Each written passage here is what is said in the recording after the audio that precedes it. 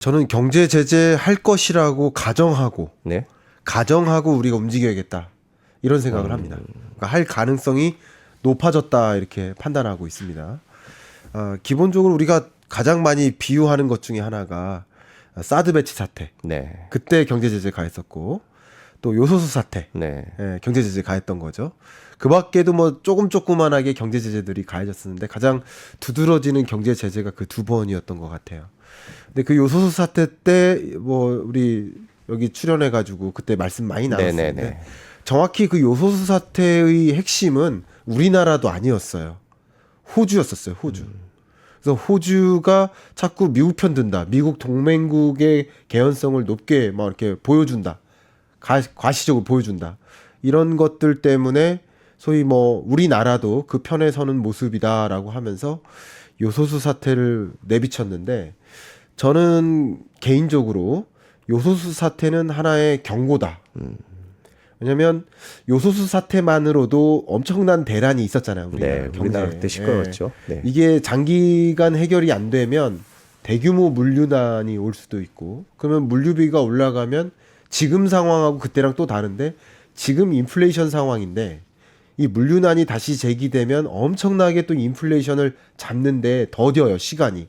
그럼 경기 침체가 장기화되는 거예요. 근데 요소수 정도의 공급, 그러니까 요소 공급을 차단함으로써 우리나라에 요소수 사태가 온 거잖아요. 당시에 우리나라의 97.7%의 요소를 중국에 의존하고 있었는데, 근데 지금의 모습은 한국이 말 그대로 좀 대놓고 가시적으로 미국과 동맹국임을 보여주고 있고 또 일본과 함께 한미일 이런 공급망 동맹 네. 이것을 가져가고 있고 이런 과정 속에서 또 그 사이에 뭐가 있었냐면 전쟁이 있었죠. 러시아 우크라이나 전쟁. 그러니까 이 전쟁 이후에 이미부터 세계가 둘로 쪼개지기 시작했어요. 둘로 쪼개지는 현상을 탈세계화라고 하잖아요. 이 탈세계화라는 흐름이 이미 일어나고 있었고 러시아 또 중국 또 중동국 이들 국가들끼리 뭔가 동맹국을 결성하고 또 미국, 유럽, 한국, 일본 이들과 또 동맹국을 결성하는 둘로 쪼개지는 현상이 명확하게 전개되고 있었는데 이번에 어떻게 보면 한국이 미국과 또 일본과 이 동맹국임을 또 명확히 보여주는 그 갈등 관계가 좀 있었잖아요. 일본 같은 경우는 네. 그것마저 해소시키면서 말 그대로 동맹국임을 보여주는 과정이기 때문에 중국과 또 북한이 보기에 쟤네 뭔가 혼쭐을 내야 되겠다라는 특단의 조치를 분명히 발표하지 않을까 하는 생각이고 그럼 무엇일까가 문제잖아요. 네. 무엇을 공격할까?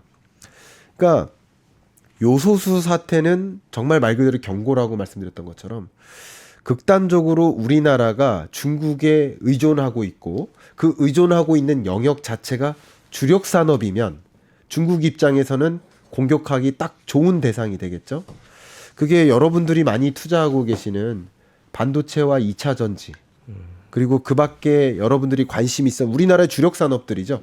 주력 산업을 나열하면 뭐 반도체, 자동차 부품 그리고 뭐 가전제품, 스마트폰 그리고 그 밖에 뭐 석유화학 뭐 이런 것들이잖아요. 철강, 조선, 디스플레이, 2차 전지 이런 것들입니다. 근데 2차 전지 우리나라 전체 수출액의 한 2% 정도 돼요. 반도체는 뭐 이 시국 말고 23년 요 시국 말고 22년 기준으로도 18.9%니까 그냥 압도적인 비율 18.9%도 그마저 줄은 거예요. 네.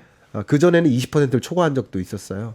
그러니까 우리나라 전체 수출 품목에서 1위 품목인 반도체, 2차 전지가 왜 중요하냐면 2차 전지도 중요하지만 우리나라 자동차 수출액 있잖아요. 이게 자동차 수출이 우리나라 수출 품목 2위 품목이에요. 자동차와 자동차 부품을 합치면 약 12% 가까워요. 네. 그러니까 이 두 개를 합하면 반도체 그 다음 품목인 거야. 쉽게 말하면. 그리고 2차 전지도 넓게 보면은 자동차 부품이니까 네. 이렇게 보면 2차 전지까지 합했을 때 대략 한 13, 14% 정도 되거든요. 그러니까 반도체와 자동차 영역 이렇게 구분을 줘볼게요.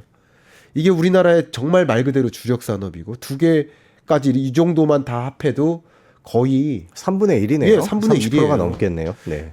그러니까 이 영역에 집중적으로 공격할 만한 영역은 분명히 소재 공격일 것이다. 정확히 진단해 보면 요소수 사태도 소재 공급이었잖아요. 네. 소재 공급 차단.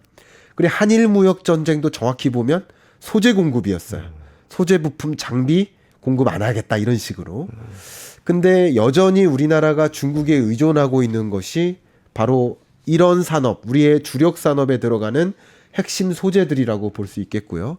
저는 그때 한 작년 말쯤에 출연했을 때 이런 소재들을 소위 친환경 금속, 그린 메탈이라고 제가 이름을 붙였다고 말씀드렸었어요. 그린 메탈이라는 것은 이런 친환경 산업, 그러니까 예를 들면 전기차, 배터리, 또 넓게 보면 태양광, 풍력 이런 영역에 공통적으로 들어가는 소재들이 있죠. 그게 대표적으로 리튬, 구리, 니켈, 팔라듐 이런 영역인데 이미 우리는 이런 영역에 중국에 압도적인 의존을 하고 있어요. 그러니까 중국의 이번 공격, 만약에 공격이 시작된다 그러면 뭐 속상하지만 주력 산업이 아니면 공격할 의미가 없는 거예요.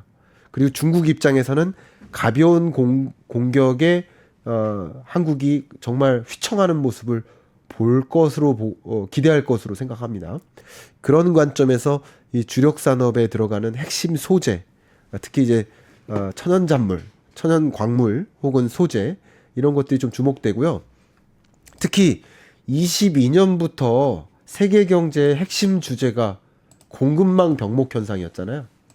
근데 공급망이 완전히 차단되다시피 완전히 그 병목 현상이 일어나고 그게 이제 전쟁 이후 러시아 우크라이나 전쟁 때문에 더 촉발한 거죠. 그게 초인플레이션을 만들었던 거예요. 그러니까 공급망 문제가 다시 제기되면 인플레이션 다시 촉발할 수 있어요. 그러니까 어떻게 보면 이 인플레이션 압력에 가장 지배적인 영향을 받고 있는 나라들이 미국, 유럽입니다. 우리나라는 상대적으로 덜한 거예요. 네. 미국은 물가 상승률 정점이 9.1%였고요. 영국이나 유로존 같은 경우 10%대를 초과했어요. 그러니까 고물가의 지배적인 압력을 받는 나라가 서구권이기 때문에 그런 나라들에 대한 어떤 공격으로서 뭔가 소재 공급 차단. 더군다나 지금 일련의 한미일 동맹이라는 이 특징이 공급망 동맹이라고 볼 수 있거든요. 뭐 반도체 공급망 동맹이 됐든 공급망 동맹이고 그 공급망은 특히 포커스가 반도체, 전기차, 2차 전지, 신재생 에너지 이런 영역 말 그대로 바이든이 꿈꾸는 미래 산업인 거예요. 바이든이 꿈꾸는 주력 산업. 그런 영역을 중심으로 공급망을 완전히 안정화하자. 왜냐하면 일본이 워낙 또 소재 강국이고 한국은 또 반도체 영역으로 본다면 제조 강국이고 또 미국은 설계 강국이니까 이들끼리 똘똘 뭉쳐서 그 동맹국이 아닌 피동맹국에게는 이런 거 공급하지 말자라는 방향으로 움직인다. 공격을 가한다.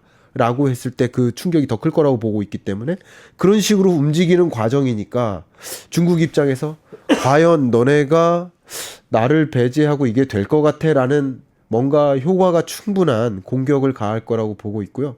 그런 면에서 저는 앞에 말씀드렸던 그린 메탈 영역, 우리나라 주력 산업에 이게 2차 전지는 아직 그 수출 비중에서 많은 비중을 차지하는 않지만 그럼에도 불구하고 이것은 우리가 키워갈 미래 유망 산업으로 보고 있잖아요. 더군다나 현재 세계 시장 점유율을 보면 2차 전지 중에서도 CATL이나 BYD가 세계 시장 점유율을 넓혀 나가는 이유가 중국 자국 시장을 중심으로 넓혀 나가고 있거든요. 그런데 그 다음으로 어떤 시장 경쟁력이나 기술 경쟁력 이런 면에서는 한국도 2차 전지 기업들 무시 못하고 또 삼성전자와 SK하이닉스와 같은 반도체 또 메모리 반도체 영역의 최강자. 그러니까 이런 소위 주력 산업이나 주력 기업들을 공격하지 않으면 아무 의미가 없는 거예요. 어떻게 보면. 그러니까 다시 한번 요소수 대란을 일으키는 그런 공격은 아닐 거라고 생각이 되고 그런 관점에서 저는 좀 주력 산업의 정말 핵심 요거 하나 건들면 완전히 와장창 된다 할 만한 그런 영역을 건드릴 거라고 생각이 되고 한국과 일본 간의 관계가 굉장히 안 좋았을 때 긴장감이 굉장히 고조될 때 그 시점에 역시 일본도 반도체 소재를 건드렸던 것처럼 그런 영역에 집중적인 공격을 하지 않을까 하는 생각을 갖고 있습니다. 중국이 한국 반도체를 건드릴 경우에는 본인들도 한국 반도체 의존도가 높기 때문에 네. 그게 그 보복이 될 수 있는 건가라는 생각이 들기는 해요. 그거에 네. 대해서는 어떻게 보십니까? 결국 이제 이 부메랑을 딱 던졌는데 상대방 맞추고 다시 돌아와서 자국에게 돌아오지 않을까 하는 걱정 분명히 할 겁니다. 그런 면에서 지금 만약에 공격을 한다면 한국을 좀 크게 공격을 가하고 그리고 자국에는 영향력을 좀 덜 줄 수 있는 영역. 그게 그래서 저는 개인적으로 제가 2차 전지라고 얘기하고 싶진 않지만 네. 2차 전지에 대한 공격을 좀 많이 할 거라고 생각해요. 왜 그러냐면 중국은 이미 CATL이나 BYD가 이미 압도적인 중국 내 시장을 장악하고 있고 중국은 지금 이런 국제 정세 상관없이 자국의 시장을 포섭하기 위해서 자국 시장을 보호하기 위한 비관세 조치를 이미 단행하고 있어요. 네. 네, 한국 전기차 안 돼 이렇게 써놓진 않아요. 근데 어떤 기술적인 면을 고려해서 이런 성격의 기술을 갖고 있는 2차 전지는 중국 내에서 시장에 통용될 수 없어 라는 종류의 비관세 조치를 단행하는 거죠. 그래서 우리 우리 2차 전지 기업들이 중국 시장에 들어가기가 정말 쉽지가 않은 상황인 거예요. 그런 허들을 넘을 수가 없어요. 그렇기 때문에 2차 전지 같은 경우는 중국 입장에서 뭐 굉장한 영향력을 이미 행사하고 있고 그리고 중국 이외의 다른 시장으로 넘어가는 그런 과정이기 때문에 2차 전지에 대한 핵심 소재 공급 차단이라든가 이런 문제 굉장히 강하게 가져갈 것 같고요. 절대 여러분들 오해하시지 마시고 제가 중국 2차 전지 기업이 유망합니다. 이걸 말씀드리는 게 아니에요. 그걸 말씀드리는 게 아니라 그런 공격이 있을 때 과연 우리가 잘 해낼 수 있을까 하는 걱정이고 그것에 선제적으로 대응했으면 좋겠다라는 말씀을 드리는 거예요. 그다음 한 가지 또 강조하겠습니다. 정말 중요한 게 이 미중 패권 전쟁이 전개되는 과정에서 중국이 지금 일으키고 있는 전쟁이 하나 또 있어요. 바로 리튬 전쟁이에요. 리튬 전쟁. 이미 여러분 잘 아시겠지만 중남미 지역 가장 대표 멕시코도 물론 포함입니다만 칠레나 볼리비아 이런 지역들이 말 그대로 반도체 트라이앵글 지역, 저기 2차 전지 소재 리튬 트라이앵글 지역이에요. 그 남미 지역이 세계 리튬 생산량의 한 60% 가까이 차지할 만큼 압도적인 영향력을 갖고 있는데 얘네들이 지금 뭐를 선언합니까? 국유화, 리튬 국유화를 선언합니다.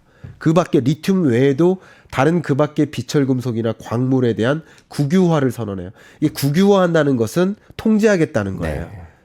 네. 민간화하는 게 아니라 국유화한다니까 마음 놓고 해외 다른 기업이 와서 리튬 주세요 하면 주지 않는 방식을 채택하겠다는 거예요. 근데 그런 과정에서 중국이 어떻게 하고 있습니까? 남미 국가들하고 굉장히 강한 본딩을 만들고 있어요. 굉장히 강하게 타이트하게 가져가고 있습니다. 그동안 굉장히 많은 사회 간접 자본 지원 같은 거 다리 건설하고 도로 건설하고 할 때 지원해주고 광산 같은 것을 우리에게 넘겨라 혹은 우리 같이 공유하자 이런 방식으로 리튬 전쟁을 일으키고 있고요. 한 사이드가 남미고요. 그 다음 한 사이드가 아프리카예요. 그러니까 이런 지역을 중심으로 리튬 확보에 그러니까 제가 강조하고 있는 게 지금은 사실은 자원 전쟁으로 다시 돌아가고 있어요. 이 공급망 이런 공급망적 그런 밸류 체인을 만들고 공급망 동맹을 만드는 것도 결국 안정적으로 이런 자원을 수급받는 것까지 포함입니다. 근데 중국이 이미 남미와 또 아프리카 지역을 중심으로 이런 광물 자원을 확보해 나가기 위해서 이미 이만큼 움직였어요. 굉장히 많은 사회 간접 자본 제공하고 돈도 빌려주고요. 그리고 빌려주면서 우리 1대1로 사업도 뛰어들 수 있게 도움 주고요. 그러면서 그 페이를 위안화로 할 수 있게. 네. 그래서 위안화의 국제화도 이루고 있고 여러 가지 면에서 그런 방식으로 리튬 전쟁이라고 표현했지만 광물 자원 전쟁을 일으키고 있는 중이에요. 그런 와중에 만약에 우리가 물론 호주나 그 밖에 대체제가 있겠지만 그럼에도 불구하고 우리가 생산하는 그 2차 전지에 들어가는 소재를 중국이나 중국 동맹국에 의존하고 있는 상황에서 만약에 그것을 차단하게 되면 더 비싼 값에 다른 나라로부터 리튬이나 그 밖에 광물 자원을 사와야 되고 그러면 그만큼 가격 경쟁력이 실추되는 거죠. 그런 것들이 저는 가장 우려되는 상황이기 때문에 분명히 공급망과 관련된 또 다른 보복이 있을 수 있다라고 좀 생각을 하고 있습니다.